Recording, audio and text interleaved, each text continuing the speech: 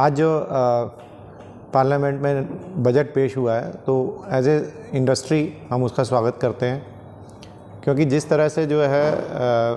सारे सेक्शंस के ऊपर ध्यान दिया गया है और एलोकेशन किया गया है, तो ये विकासशील भारत से विकसित भारत जो कि गवर्नमेंट का लॉन्ग टर्म विजन है, तो लॉन्ग टर्म गोल्स को अचीव करने के लिए इसके अंदर जो प्रोविजंस दिखते हैं, जो अनाउंसमेंट दिखती हैं, वो एक स्वागत योग्य कदम है। और ख़ासकर रियल एस्टेट से रिलेटेड अगर मैं बात करूं तो 1 करोड़ अर्बन पुअर्स के लिए जिस तरह से हाउसिंग बनाने की बात चली है और उसमें लगभग 10 लाख करोड़ रुपए का इन्वेस्टमेंट की बात हो रही है, जिसमें 2.2 lakh crore rupees central government की तरफ से होगा, तो वो एक बहुत बड़ा कदम है। क्योंकि जिस तरह का एस्टिमेट हो रहा है कि लगभग 40% आबादी शहरों में रहने लगेगी अगले 5 साल के अंदर, तो ये शहरीकरण की जो रफ्तार है वो बहुत ज़रूरी है। इसी के साथ साथ ये डायरेक्ट जो है हाउसेस अर्बन पुअर की बात चल रही है, जिसको हम अफोर्डेबल हाउसिंग कहते हैं,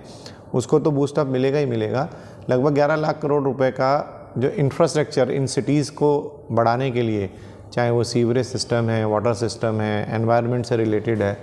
तो उसको स्ट्रेंथन करना भी बहुत ज़रूरी है। तो आई थिंक ये बैलेंस एक रखा गया है। तो ये बहुत बड़ी बात होगी कि इस तरह का जब टोटल एलोकेशन होगा तो एक्टिविटीज़ जो है वो बढ़ेंगी। और जिस तरह से इंडस्ट्रियलाइजेशन बढ़ रहा है, मैन्युफैक्चरिंग के ऊपर जोर दिया गया है, तो जितनी जॉब्स क्रिएट होंगी, एक बड़ा कदम ये भी है कि जो है 500 बड़ी कंपनियों के अंदर बच्चे जो है ट्रेनिंग ले सकेंगे। तो एक स्किल